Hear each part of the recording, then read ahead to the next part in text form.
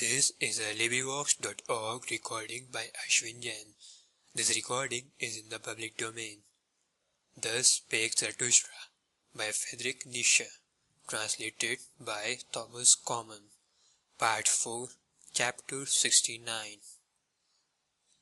The Shadow. Scarcely, however, was the voluntary beggar gone in haste, and Zarathustra again alone, when he heard behind him a new voice, which calleth out, Stay, Zarathustra, do wait. It is myself, forsooth, Zarathustra, myself, thy shadow. Zarathustra did not wait, for a sudden irritation came over him on account of the crowd and the crowding in his mountains. Whither hath my lonesomeness gone? Spake he.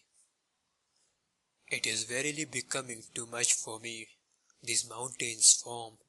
My kingdom is no longer of this world. I require new mountains. My shadow calleth me. What matter about my shadow? Let it run after me. I run away from it. Thus spake Zarathustra to his heart, and ran away. But the one behind followed after him, so that immediately there were 3 runners, one after the other, namely, foremost the voluntary beggar, then Zarathustra, and thirdly and hindmost his shadow. But not long had they run thus, when Zarathustra became conscious of his folly, and shook off with one jerk all his irritation and detestation. What? Said he. Have not the most ludicrous things always happened to us old anchorites and saints? Verily, my folly hath grown big in the mountains. Now do I hear 6 old fools' legs rattling behind one another? But doth Zarathustra need to be frightened by his shadow? Also, methinketh that after all it hath longer legs than mine. Thus spake Zarathustra, and, laughing with eyes and entrails, he stood still and turned round quickly, and behold, he almost thereby threw his shadow and follower to the ground. So closely had the latter followed at his heels, and so weak was he, for when Zarathustra scrutinized him with his glance he was frightened as by a sudden apparition. So slender, swarthy, hollow, and worn out did his follower appear. Who art thou? Asked Zarathustra vehemently. What doest thou here? And why callest thou thyself my shadow? Thou art not pleasing unto me. Forgive me, answered the shadow, that it is I, and if I please thee not, well, O Zarathustra, therein do I admire thee, and thy good taste.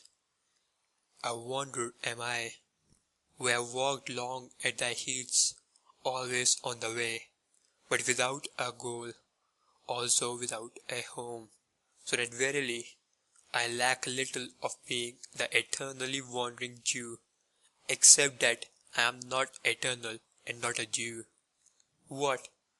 Must I ever be on the way, whirled by every wind, unsettled, driven about? O earth, thou hast become too round for me.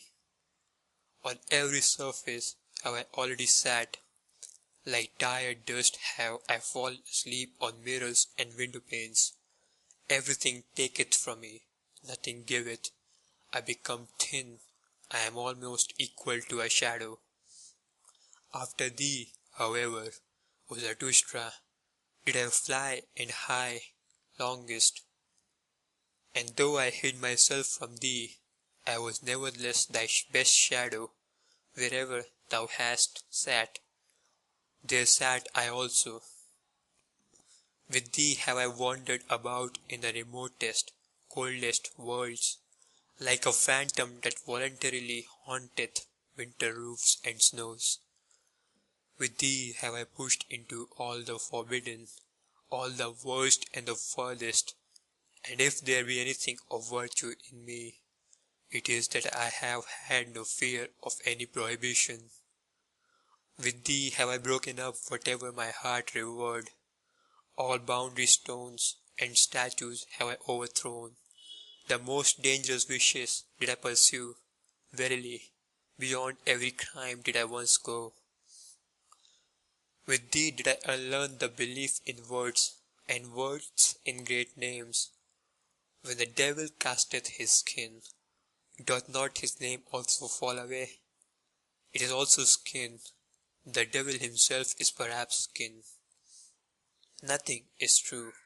All is permitted. So said I to myself. Into the coldest water did I plunge with head and heart. Ah, how oft did I stand there, naked on that account, like a red crab. Ah, where have gone all my goodness, and all my shame, and all my belief in the good?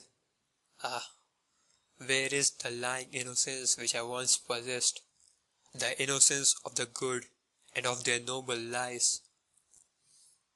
Too oft, verily, did I follow close to the heels of truth. Then did it kick me on the face.